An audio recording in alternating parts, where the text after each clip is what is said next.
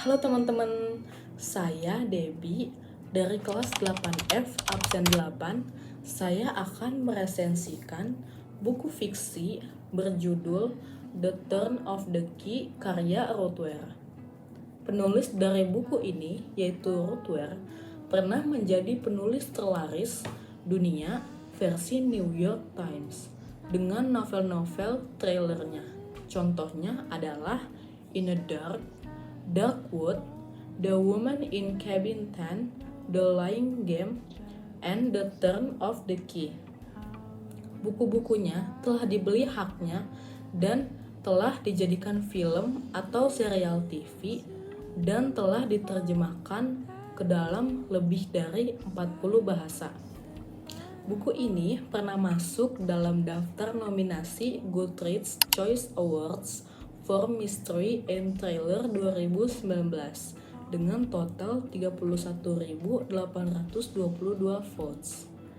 Buku ini atau buku terjemahan dari buku aslinya diterbitkan pada bulan September tahun 2021 dengan judul The Turn of the Key oleh penerbit Nora Books.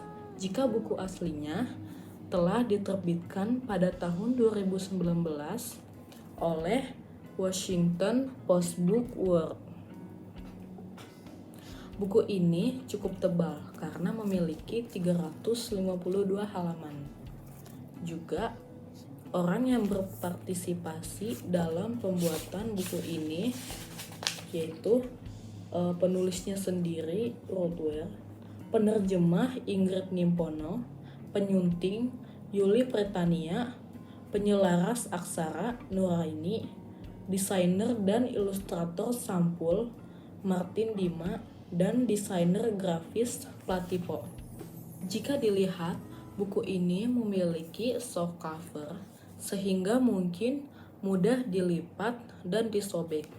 Seperti contohnya buku saya yang sudah lumayan rusak. Di bagian depan buku ini terdapat nama penulis dan juga judul bukunya. Di bagian belakang terdapat sinopsis dan nama penerbitnya. Di sini juga di punggung bukunya terdapat judul buku dan nama penulisnya.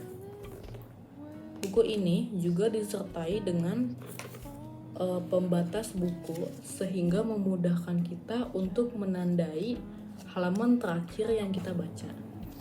Tujuan Rothwell menulis buku ini selain untuk menghibur pembaca, yaitu ingin mengajak pembaca merasakan emosi yang mendalam melalui pengalaman tokoh dalam cerita. Buku ini mengajak pembaca untuk merasakan ketakutan, ketidakpastian, dan keraguan yang dialami Rowan. Buku ini juga berisi banyak teka-teki dan plot yang berliku-liku sehingga pembaca diajak untuk menebak-nebak kejadian yang akan terjadi dan berpikir kritis berdasarkan petunjuk yang telah diberikan. Di dalam buku ini terdapat banyak hal seperti kepercayaan, pengkhianatan, tanggung jawab, teknologi, paranoia, misteri, dan rasa bersalah. Namun Rothwell berhasil menggabungkan semua itu dalam satu buku menjadi cerita yang menegangkan.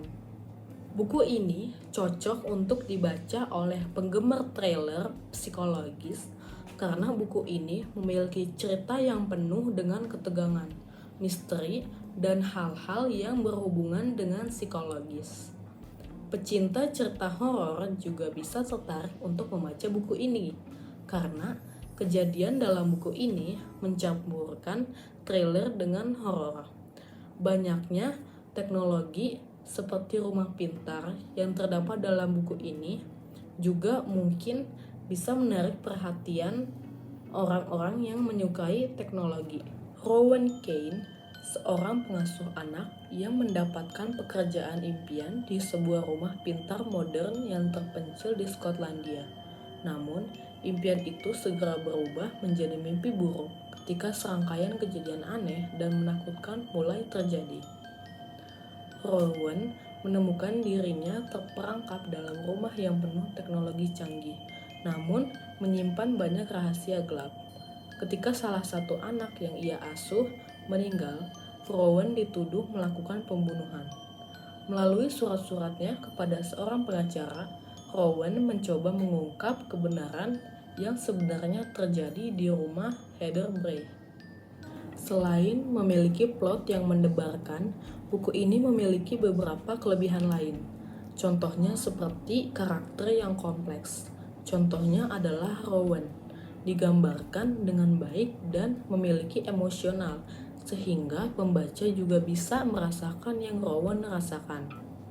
Rumah pintar atau disebut juga Heather Bray dalam cerita juga menambah keunikan yang dimiliki buku ini karena berisi banyak teknologi menarik.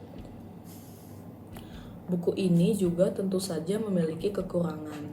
Contohnya seperti beberapa adegan atau bagian yang berjalan lumayan lambat sehingga beberapa pembaca bisa saja merasa bosan. Akhir dari buku ini juga dibuat terbuka sehingga beberapa pembaca bisa merasa tidak puas. Dan juga menurut saya karakter Rowan terlalu kompleks karena Rowan lebih sering bermonolog sehingga dialog pada buku ini menjadi lebih sedikit. Secara keseluruhan, yang mungkin dapat diperbaiki dari buku ini adalah jarak antara bagian-bagian dalam cerita yang masih terasa lambat.